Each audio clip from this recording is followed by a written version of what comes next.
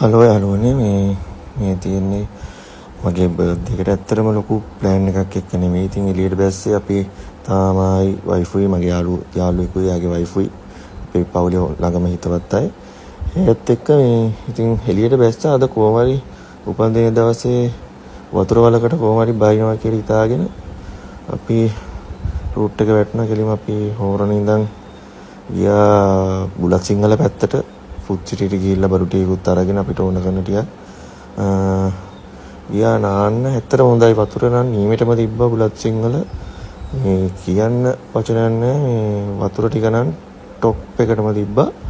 මේ බැලුවා ඉතින් නාන දෙතෙන් දෙක තුනක් අපිට මේක තන මෙතන අපිට වාහනේ දාන්න බැරි හින්දා අපි ගියා මෙන්න මෙතෙන්ට. මෙතන නියමයි වතුර ටික කියන නිල් කැටේට වතුර ටික තියෙනවා.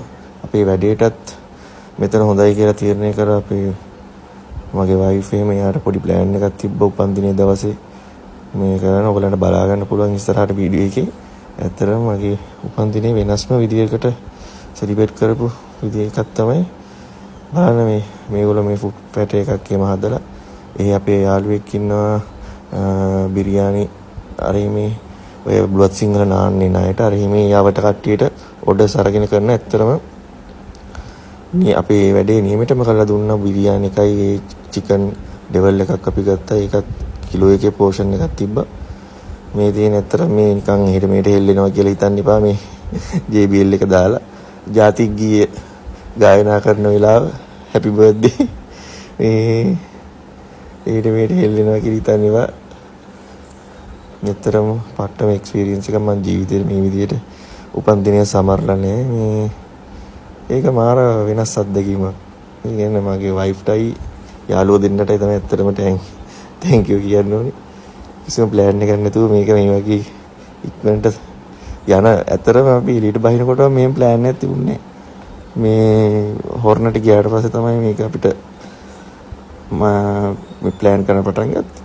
හොඳයි. ඉතින් පැය භාගයක් ඇතුළත කරපු ලස්සන වැඩක්. ඊපස්සේ Facebook දාන ෆොටෝ කෙනෙක් දෙක තුනකුත් ගහගෙන ගල්ලා ඊට පස්සේ අපි ලස්සන ෆොටෝ ටිකක් ඇදුණා. ඇත්තටම නීමෙටම තිබ්බා. මේ ඉන්න කබරෙක් කියලා හිතන්න එපා. මේ ඉන්නේ කාර බෝතලයක් ඉතින් දෙන්නෙක් වගේ ගහනකොට හරි අමාරුයිනේ අන්තිම ප්‍රතිඵලෙ. ඉතින් වෙරි ටික බස්ස ගන්න පොඩ්ඩක් වතුරට බෑලා ඉඳලා පොඩි චිල්ලයක් අරගෙන වතුර ටික නම් ඇත්තටම නියමයි. බුලත් සිංහල යනවා නම් ඕගලන්ට